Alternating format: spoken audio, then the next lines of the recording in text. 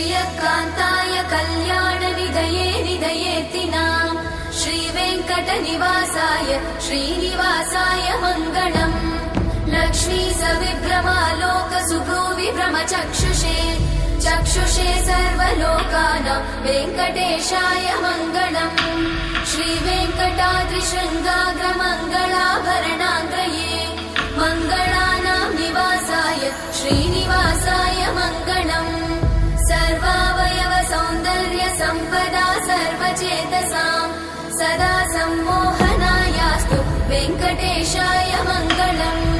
नित्याय निरवध्याय सत्यानन्दचिदात्मने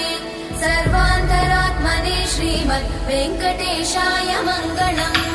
स्वतः सर्वविदे सर्वशक्तये सर्वशेषिने सुलभाय सुशीलाय वेङ्कटेशाय मङ्गलम्।